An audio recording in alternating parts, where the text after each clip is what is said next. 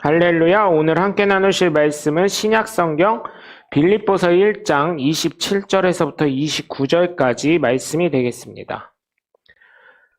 신약성경 319쪽에 있는 빌립보서 1장 27절에서 29절 말씀입니다. 한음성으로 합독하겠습니다. 오직 너희는 그리스도의 복음에 합당하게 생활하라.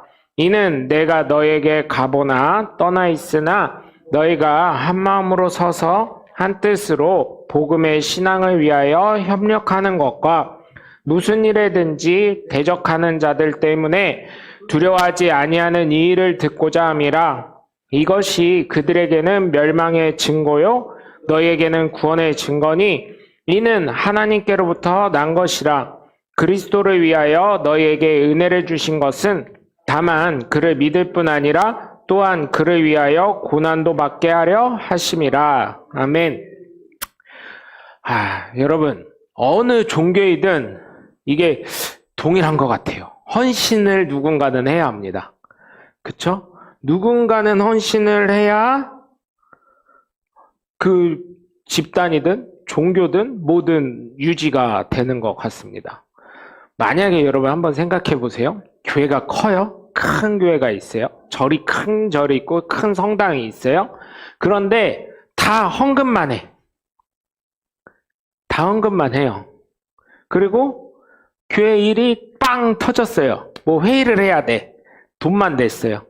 다음에 우리 밥 먹으면서 우리 회의 좀 합시다 했는데 그냥 갔어.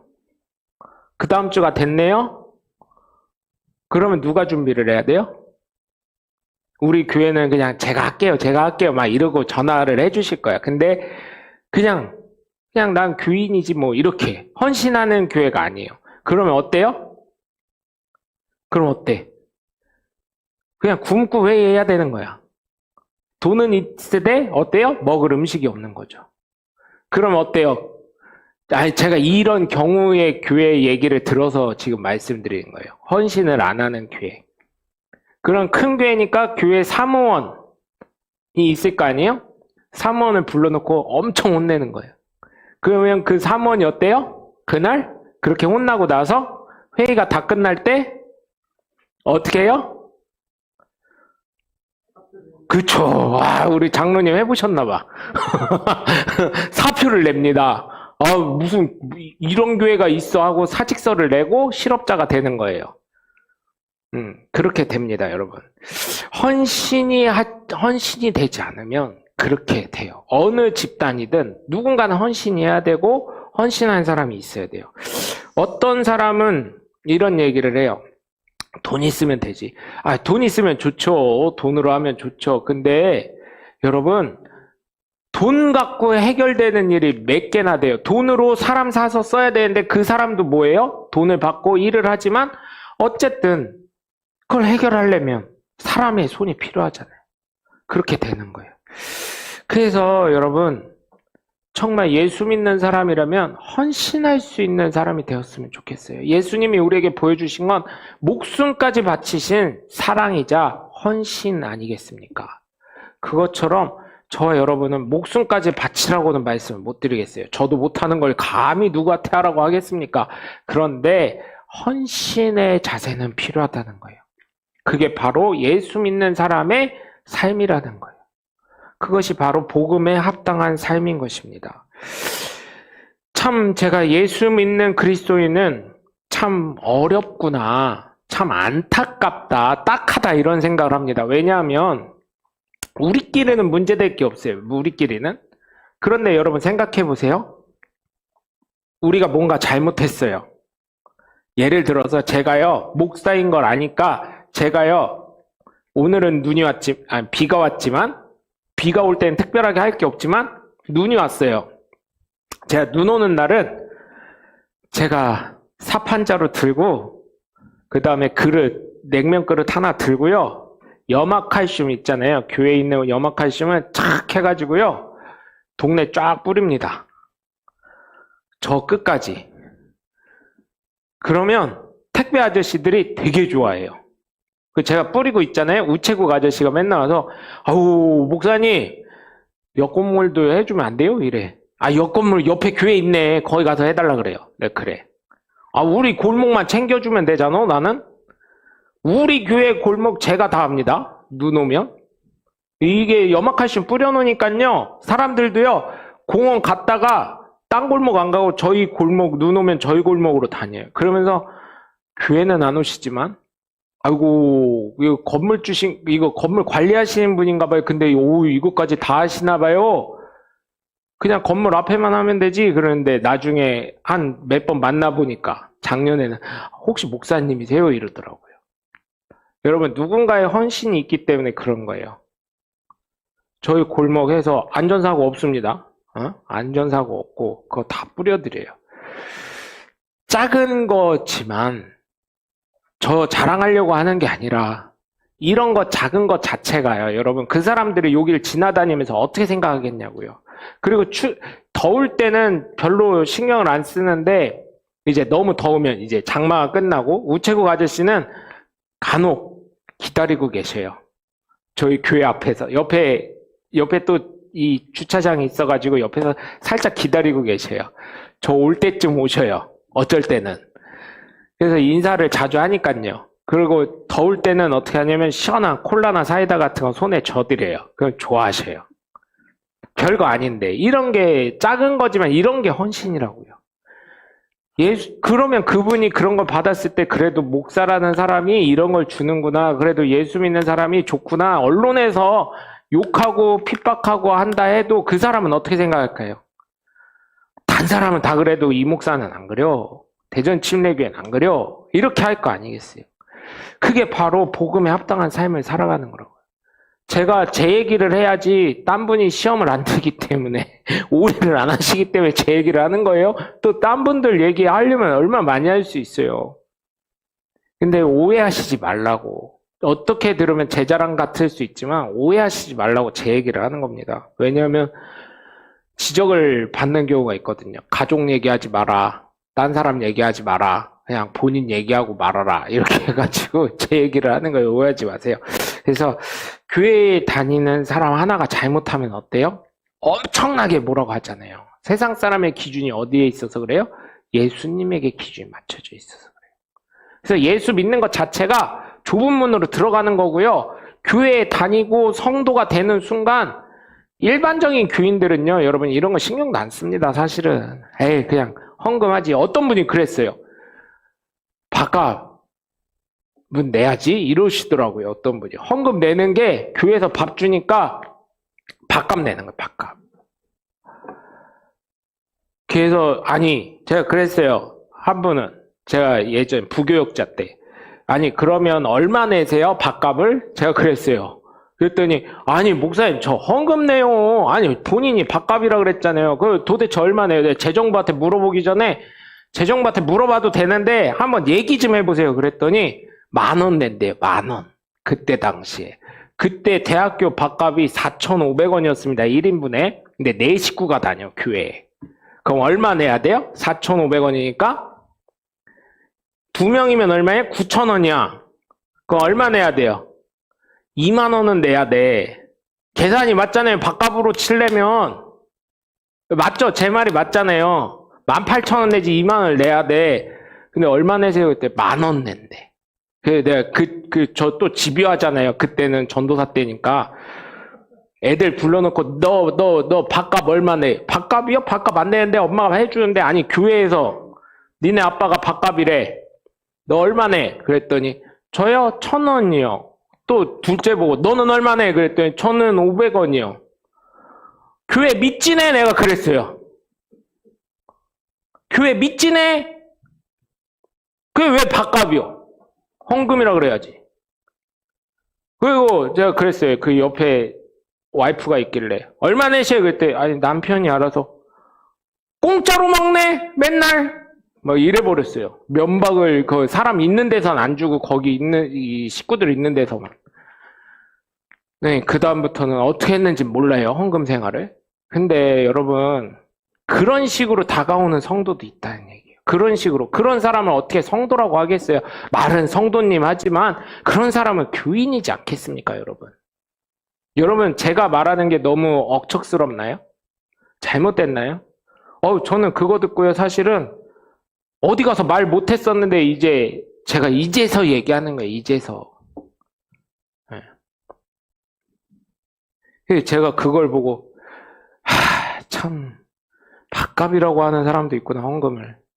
제가 그건 아무한테도 얘기 안 하다가 지금 설교 이거의 내용을 여러분 이해를 돕기 위해서 하는데, 여러분 그런 분들이 사실은 예수 믿는 사람 욕먹는 거 그런 거 신경을 쓰긴 하겠습니까? 아니면은 예수 믿는 사람이 이러고 저러고 그런 걸 신경 쓰겠습니까? 자기 이기적으로 살지 않겠습니까? 그러나 예수 믿는 사람이 그렇게 살면 돼요? 안 된다는 겁니다. 이거는 어느 누구나 다 아는 내용이에요. 여러분 은혜로 가는 거잖아요. 교회에서 식탁교제를 왜 해요?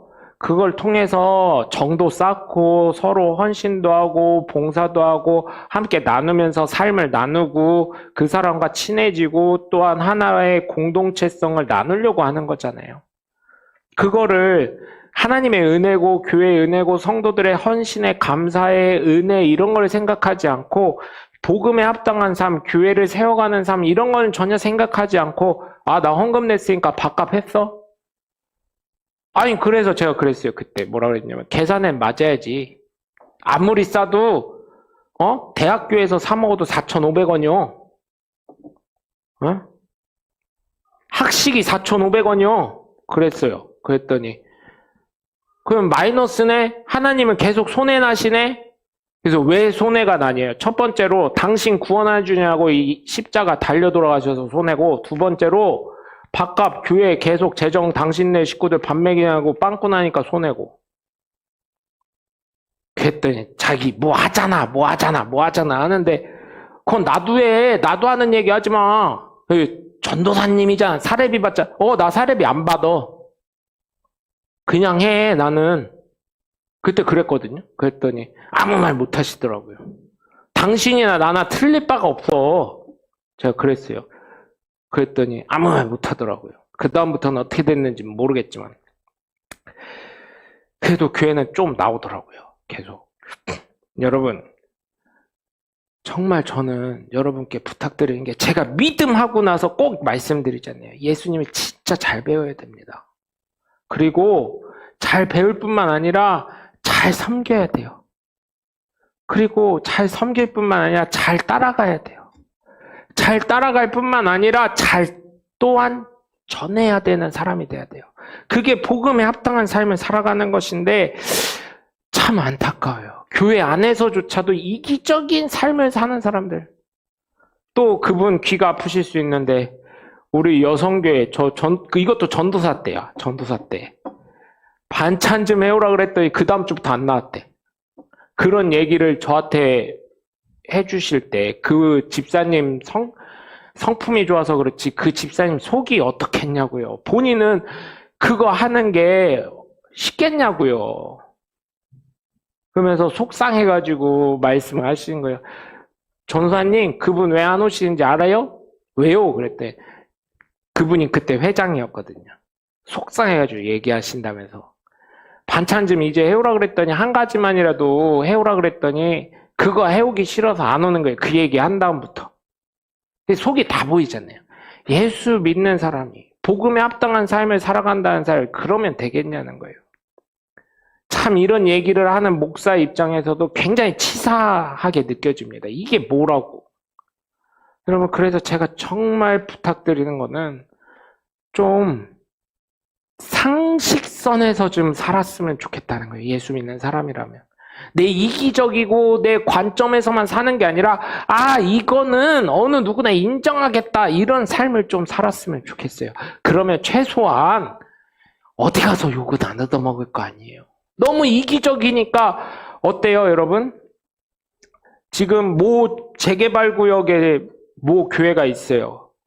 거기서 어때요? 문제가 되니까 그 사람, 그 교회만 욕하면 되는데 그게 아니라 어때요? 예수 믿는 사람 싸그리 다 잡아가지고 예수 믿는 것들은 다 절여. 그런 소리 듣고 있단 말이에요. 그게 복음을 가로막는 삶이지 복음에 합당한 삶이냐는 거예요. 그래서 저는 정말 저와 여러분이라도 정말 복음에 합당한 삶을 살아가시는 하나님의 복된 자녀들 되시길 주 예수 그리스도 이름으로 간절히 축원합니다. 첫 번째로 복음에 합당한 삶을 살아가는 사람은 협력할 줄 아는 사람이에요. 협력할 줄 아는 사람. 그래서 저희 교회 보면 참 감사한 게 협력하시잖아요.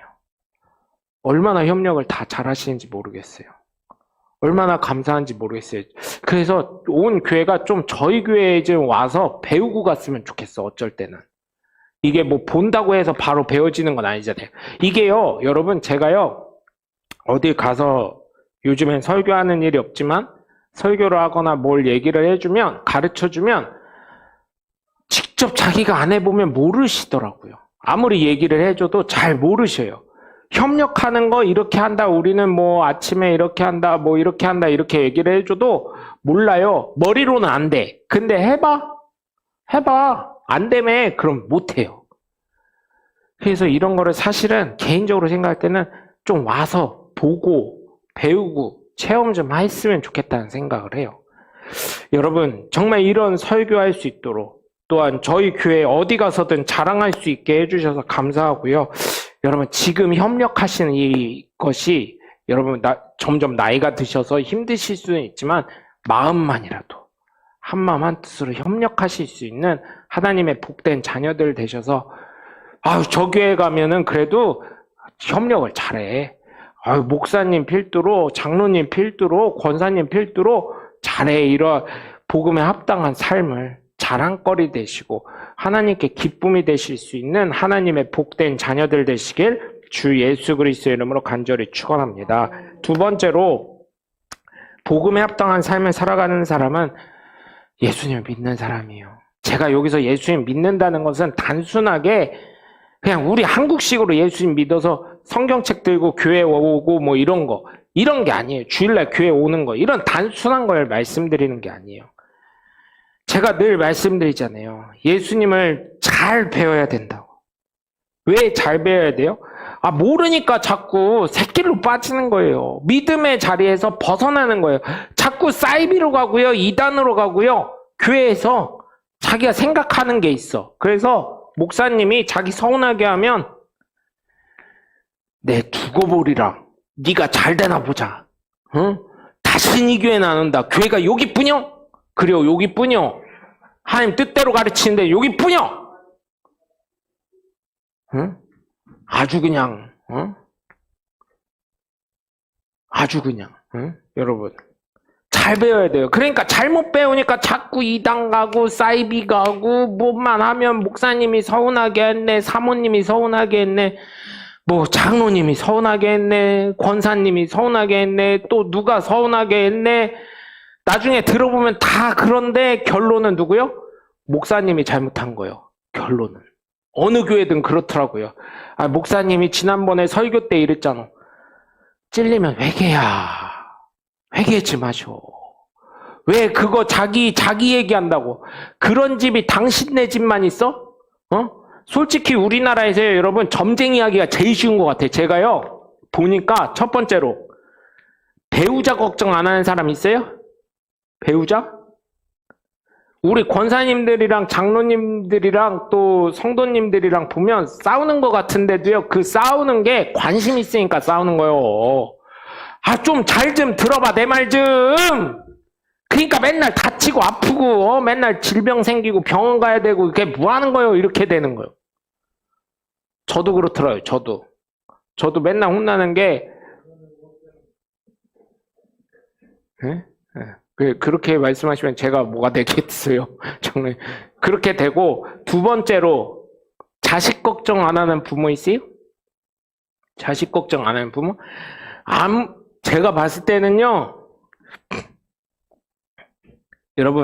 여러분이 생각할 때, 여러분이 생각할 때요, 이재용이 자기 자녀들, 걔네들 그 자녀들, 여러분, 요즘에 한간에 얘기되고 있는, 화자되고 있는 고 최진실 씨의 자녀들 얘기 좀 해볼까요? 걔네들이요, 재산 어마어마하게 많습니다. 걔네 걱정할 일이 있어요, 없어요? 없어요. MZ세대 애들 눈으로 봤을 때는. 쟤네 왜 저러고 살아 이럴 수는 있지만 걔네 걱정할 거 없어요. 근데 걔네들이 언론에서 뭐라 그랬어요? 엄마 계셨으면 할머니 이렇게 고소한 거 엄청 혼났을 건데, 엄마 걱정 엄청 할 건데 막 이런 얘기 하잖아요. 걔네들 나름대로의 걱정이 있다고요. 걔네들조차도. 그게 부모의 마음이 이렇게 자식한테 넘어오는 거잖아요.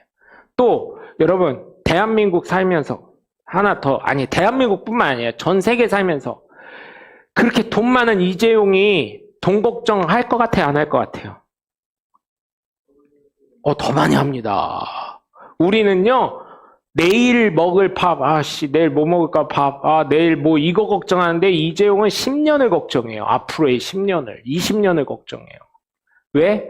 한 방에 망하거든, 거기는. 망하게 되면. 부자는 3대 간다는데요, 요즘은요, 부자 망하기 시작하면요, 끝나요. 또, 여러분, 자기 본인 건강 걱정 안 하는 사람 있어요? 대한민국에서? 쟤네들은 좀 안 하는 것 같은데 쟤네들도 저러다가요 떨어져 봐. 악 하는 순간 아파 이러고 쫓아나올걸요? 이 4개만 건드려줘도요 끝나요. 그 한 가지 더 얘기해 볼까요? 자녀들이 부모 걱정 안 하는 사람 어디 있어요 요즘에? 있잖아요. 자녀들도 부모 걱정합니다. 이런 걸 봤을 때 우리나라에서 점쟁이 하기 제일 쉽다니까요.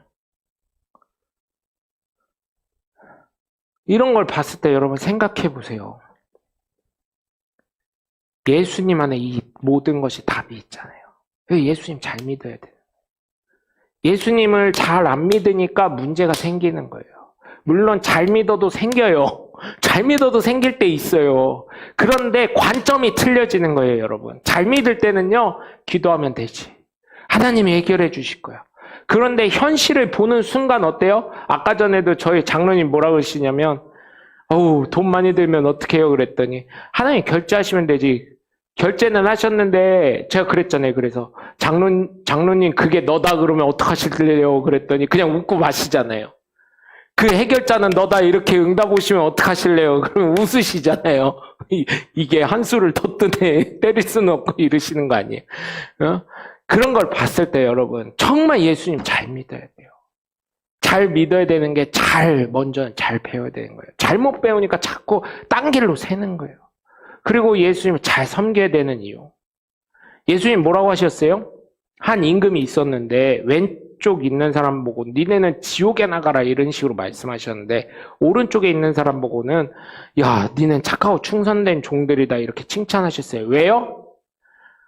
거지가 왔는데 배고프고 헐벗었어요. 그를 먹이고 옷을 입혀주고 상처난 데를 싸매주고 또 아픈 사람의 문병을 가고 감옥에 가니 니는 착하고 충성된 종이다. 나에게 베풀어서 내가 너에게 고마워한다. 감사한다. 이런 성경의 말씀이 있을 때 뭐라고 했어요? 주님, 저희가 언제 주님 아플 때 찾아갔고 감옥에 있을 때 찾아갔으며 주님이 배고프고 험주렸을 때 언제 베풀었습니까? 했더니 가난하고 어렵고 힘든 사람에게 베푼 게 바로 나에게 한 것이다. 이렇게 말씀하셨잖아요.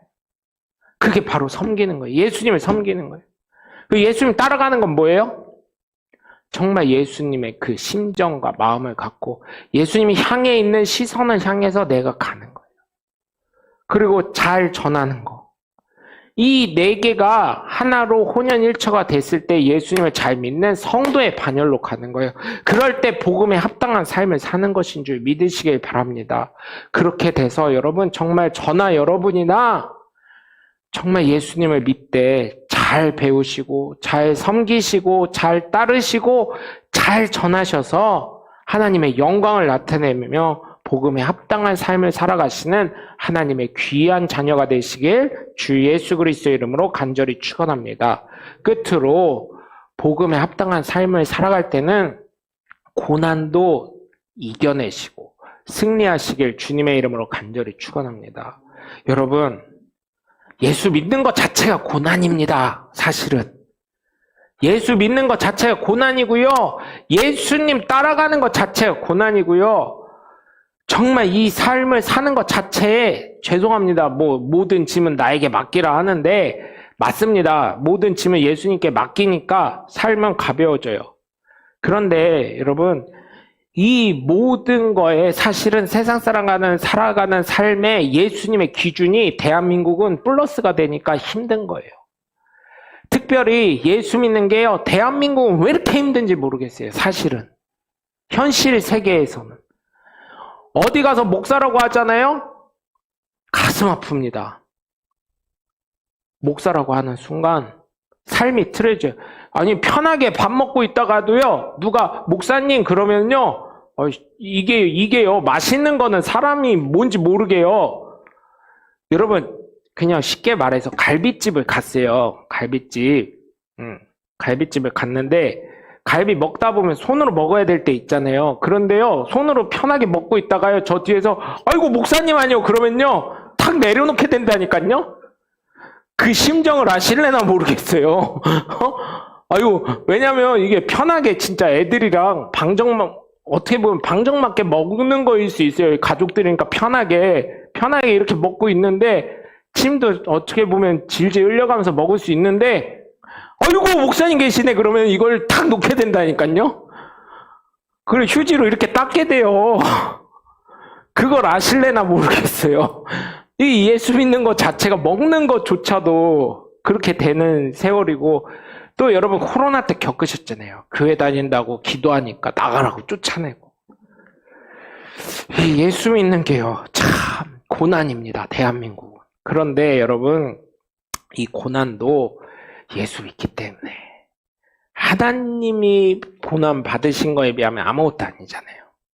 그리고 이 고난도 뭐라 그래요? 29절에 보면 이 고난도 그리스도를 위하여 너에게 은혜를 주신 것은 다만 그를 믿을 뿐 아니라 또한 그를 위하여 고난도 받게 하신 것이라.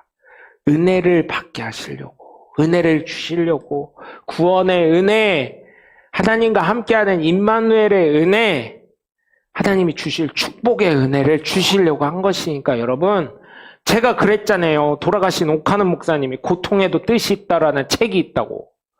그 책을 다 읽어보잖아요. 결론은 그거예요. 그냥 한 챕터만 읽어봐도 다 그 내용이 다 그 내용인데 설교지 비슷한 거라 뭐라고 하냐면 고난이 계속 오셨었대요. 이 고난에 대해서 설명을 하셔요. 자신이 겪은 고난에 대해서. 그런데 그거를 하나님께 기도하고 해결받으니까 그 다음에 자기가 생각지 못했던 해결이 안 되고 했던 문제가 해결이 되더라. 하나님이 복 주시더라. 그런 말씀을 하시는 거예요.